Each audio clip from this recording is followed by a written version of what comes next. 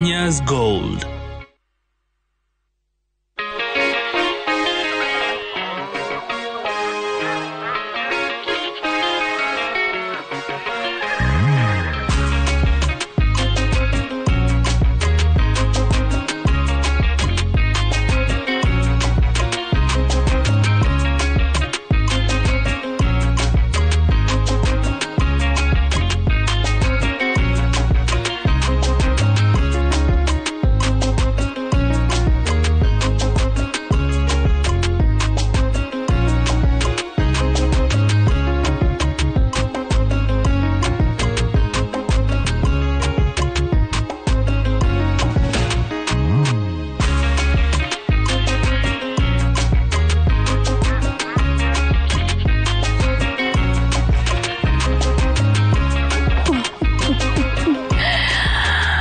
It's never a dull moment right here at Kenya's Gold. Good evening, viewers, and very many thanks for joining us this Wednesday from wherever it is that you are watching us from. Now, right here at Kenya's Gold, we purpose to educate you in depth on all matters agriculture. We also educate you about the mechanization and developments that are happening in the agri sector, and we also take it a step further to show you that the efforts that are being put in place by the government and private stakeholders to bring back the glory of various agri sectors like cotton farming in Kenya. Now, what I'm wearing right now is an African-inspired outfit made out of 100% cotton fabric that has been grown by a cotton farmer. I could go ahead and thank my designer, African Fabric and Design, for making me look this good. But the most important person in this equation is the cotton farmer, because if not for the cotton farmer, then we will not have the raw materials to make this outfit that I'm wearing, the one that you're wearing and the blazer you have on, the outfit on our supermodels that we do have in the studio right now, that very same outfit that you back at home wore to work today, and also that apron that you're about to wear as you make dinner tonight. Welcome to Kenya's Gold this Thursday, a day when we remind you that agriculture is the foundation of all other industries, including the fashion and the textile industry. Very many thanks for joining us from wherever it is that you are watching us from. My name is Violeta Ngina. Jina langu ni Emmanuel Tereri. Nafurahisha sana kuona ushupavu, ufahamu mkubwa sana kutoka kwa mkulima ambaye anahakikisha kwamba unapata pamba yenyewe. Tunatengeneza nguo na kubadilisha dunia. Imeremete metu kabisa kwa sababu ya kung'arishwa kwa nguo. Angalia namna sisi tunavyopendeza. Ni kuhakikisha kwamba yule mkulima anapigiwa makofi yake yanakwenda sawa, kwa sababu anashabikiwa kwenda shambani kuhakikisha kila siku ndege au jimbi la kwanza napowika bawaba tunasikika, lakini yule mkulima tayari anapata motisha mkubwa sana. Absolutely correct. Now, moving to the agenda of the day, Thursday is all about cotton farming in Kenya, and today we want to complete the puzzle from the journey that we started several weeks ago. We started all the way in the farm where we did prepare our land and then we planted. Then we took time to take care of our crops, and after a few months we did harvest. And we just didn't harvest anything. We waited until we could harvest fully mature cotton. Then after that we stored and went all the way to the ginnery, where we went through the process of separation of the cotton lint from the cotton seed. Now today is the grand day when we get to understand how that cotton lint becomes this outfit that I'm wearing, this one that Terrer has, and the one that our models do have right here in studio. You get to learn about that and a lot more in our gold feature coming right up. Take a look.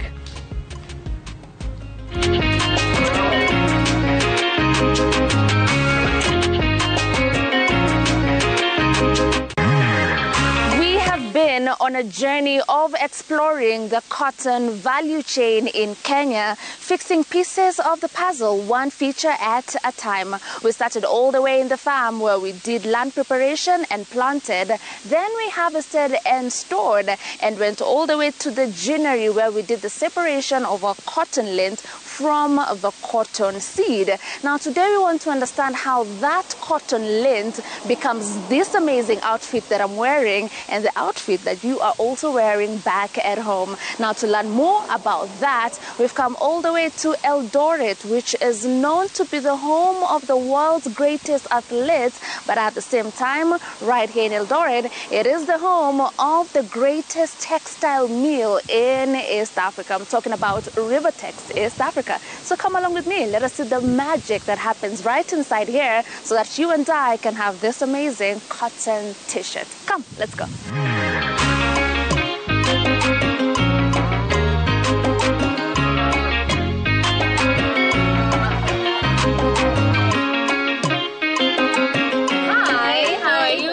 Fine. Leo nimekuja Eldoret. Karibu kwetu. Thank you so much for having me. Naona uko na gang hapa.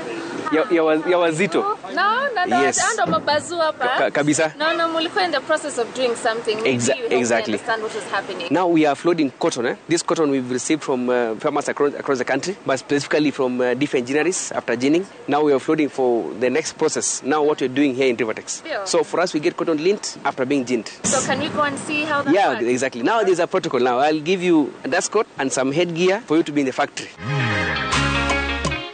And as we enter, I think it is important for me to give a brief. We are a complete textile mill. So we have 4 key divisions. So exactly. Steps in there. 1, cleaning. 1 is spinning for making yarn. We clean and then make yarn. Yes, exactly. And then weaving. 2, weaving. Right. 3, processing. Bleaching, printing, exactly. And then 4? Garmenting. So tunaweza enda step 1? Yes.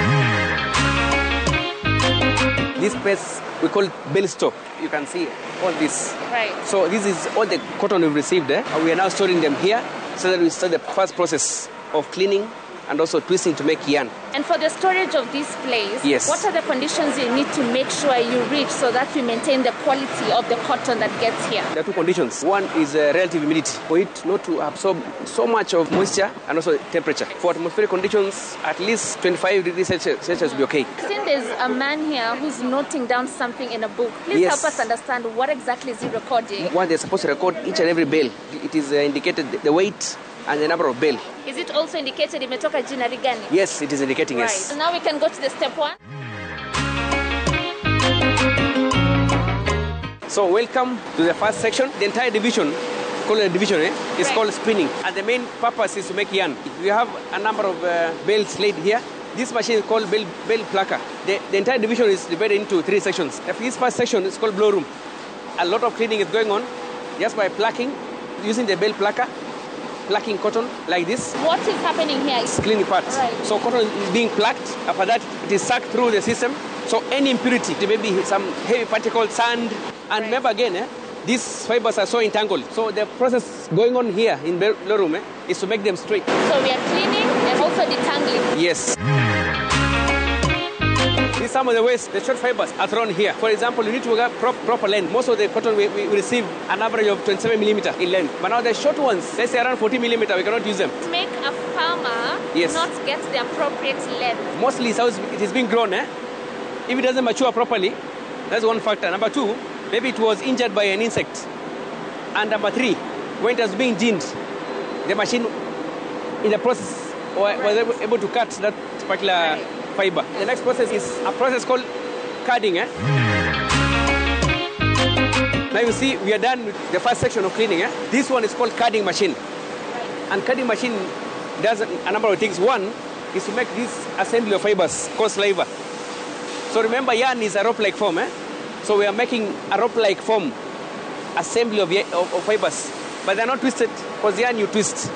This one is not twisted, it's just loose. Yes. Another activity of this particular machine is to remove any entanglement. So all the fibers are straightened by this machine. Right. They are made parallel, straight, and individualized by this machine. So is this the second part of detangling? Yes. Because at the very beginning in the blow room, we were also detangling. You are right. So this does the finer detangling. Yes. Now from here, we will now move to the next section. Now you can see. Here. See, this is a sliver. So all these flavors are combined together for 2 reasons. First reason is to make the output to be as even as possible. Why is it coiling? What is the purpose of this arrangement? Exactly. Yeah. For it to be easy when you are removing it or unwinding it. Once you're done with this, ultimate thing is still a sliver, But remember, the main purpose was to make it as even as possible because yarn is very thin. So we're reducing the thickness slowly. So even this one will have a reduced thickness. Here, we Draw call frame. it the draw frame. Yes. Now from the draw frame, we have two draw frames. The first one is called breaker draw frame, which is this one, and the next one, finisher draw frame, just to fine-tune the process. You see, we are combining a number of them, a number of slavers. Remember, this product is called a slaver. Now from here, there are two things. If you want to make a very fine yarn, you do another combing. This is for the person who wants to make a very fine yarn. Very fine yarn and also very fine fabric. Is it high on demand when It it's is, very and fine? also pricely. This is a combing machine, so we comb so that all the fibers which are too long or too short are thrown out. But now this waste is reusable. So this one, we take them back again to make heavy yarn. So the fibers getting out of this machine, they'll go and make very fine yarn, very fine fabrics. So those office shirts, very fine outfits, we Yes. use the very fine yarn. Exactly. And in case you're not making that very fine Yes. yarn, where do we go? So there are two routes. From the finisher draw frame, you come the combing section or the normal route of going to the next machine called the speed frame.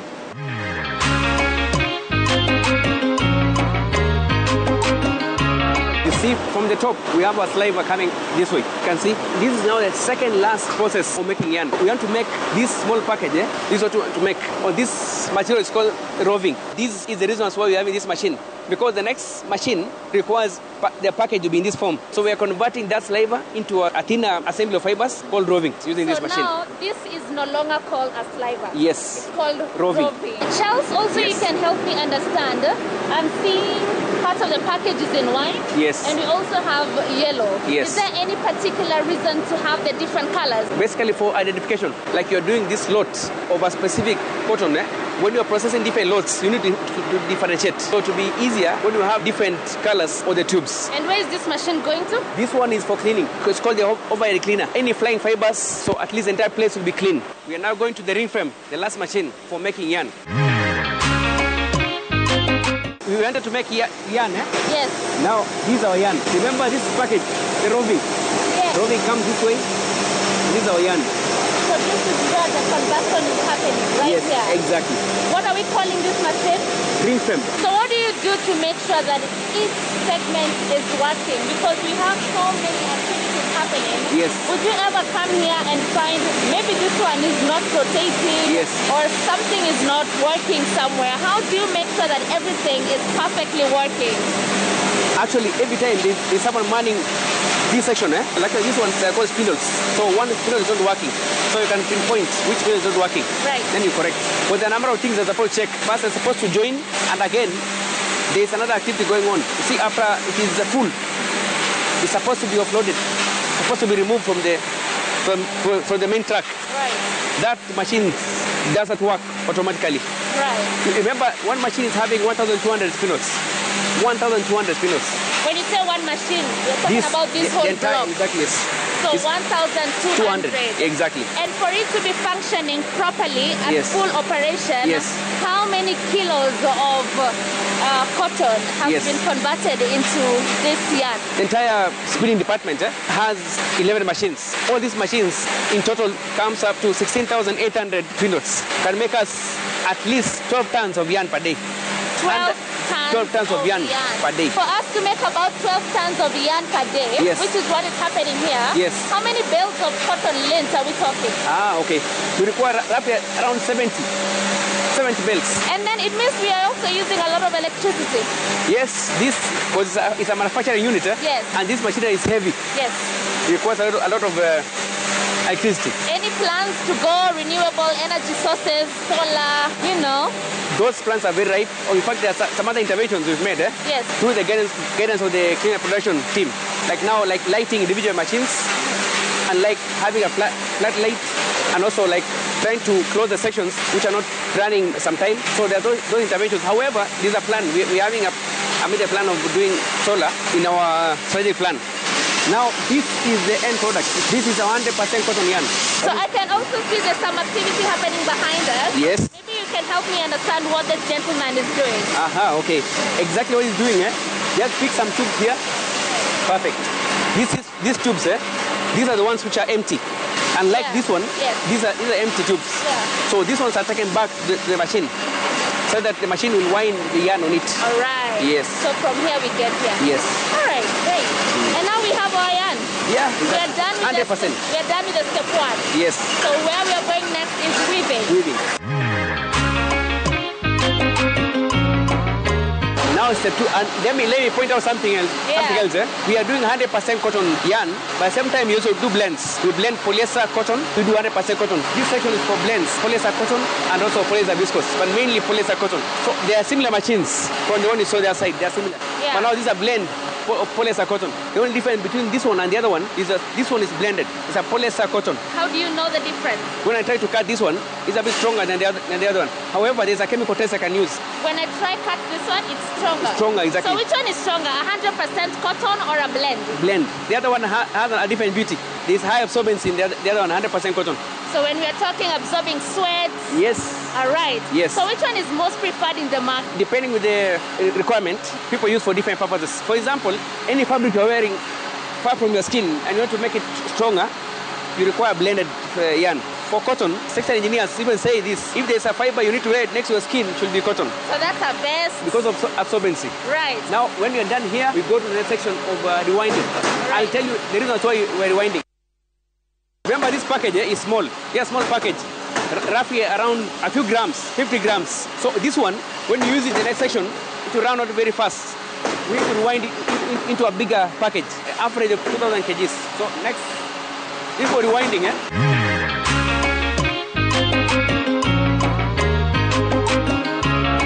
From this package, we're rewinding into a bigger cone. This is a conical shape. We're rewinding it into a bigger package. This one will not run out very fast. But again, it also checks any faults using this particular gadget. So where there's a fault, it will cut. Right. Then again, joints. Right. So here you'll get a very nice yarn with almost zero problems, zero defects. But again, in a bigger package. Right. So in the next section, it will not run out very fast. Here, we are assembling yarns. We are assembling 2 yarns. You see this one and this and this. So what's the difference? They are same, but only we are assembling together. Oh. Then we twist to make double yarn or Right. 2-ply yarn. All right. Yes. And what do we define weaving? Now weaving is interlacing of yarns. No, interlacing of yarns like this. All right. Yes. So once we So make now- a double yarn. Yes, go to weaving now. All right. Now weaving is also divided into 2 sections. The first is weaving preparation. Then now the actual weaving or interlacing of yarns to make a cloth. When you say we are preparing for weaving, Yes. what are we doing? When we are weaving, we are interlacing yarns. Some going along the fabric, some going across the fabric like this. So we're having yarns going this way, then some going this way. The yarns which are going along the fabric are supposed to be wound on a beam.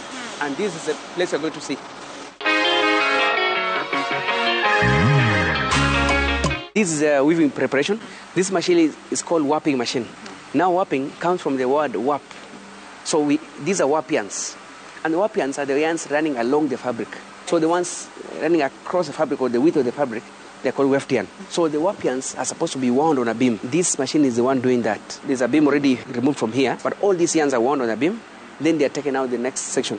You can see it's a little bit hairy. Yes. With this hairiness, if it goes to weaving the way it is, there'll be a lot of friction. Hence, it will be cutting after a short time.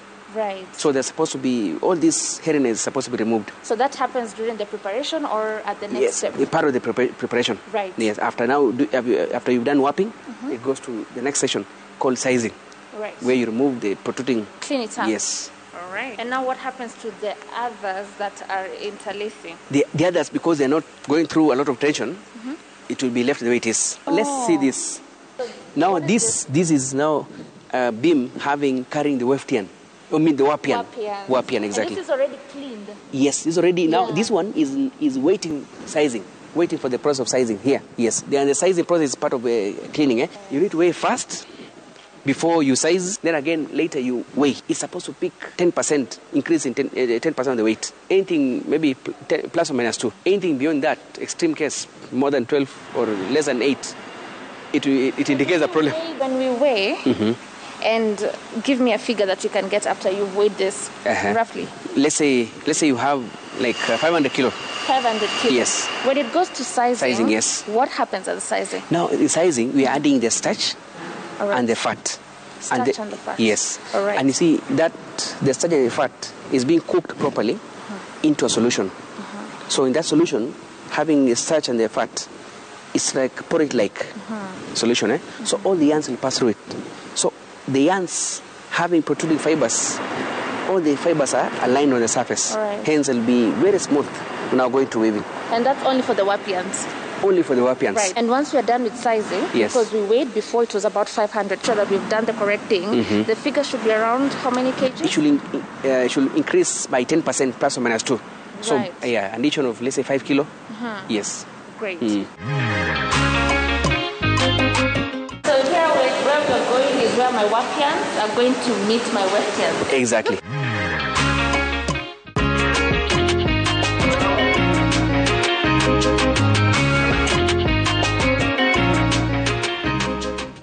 Ni safari ya mbali kabisa. Unaona yule mkulima anakwenda shambani kuhakikisha kwamba anapanda, kisha baada ya kupandwa pamba inakomaa na taratibu itakuwa ndo radhi kwako. Naomba msamaha kwa hilo, lakini turejelee swala hili kwamba mkulima anapokwenda shambani amekwisha komaa kuhakikisha kwamba pamba tunapata kule kiwandani. Ukifika kiwandani, utaratibu ulioko ni kuhakikisha kwamba unaondoa uchafu. Right. Makala mazuri kweli kweli, na tunaona kwamba pia baadaye mavazi ndio hayo. A very lengthy and technical process that happens for us to get these outfits. So the next time you see someone wearing a fantastic cotton fabric like the one that we do have right here in studio, then you know there's a very long, lengthy process that happens, and it starts all the way from the farmer. Now, we are not yet done with that process, but for now we take a quick commercial break. When we come back, we will continue with the garment making process, and also we do have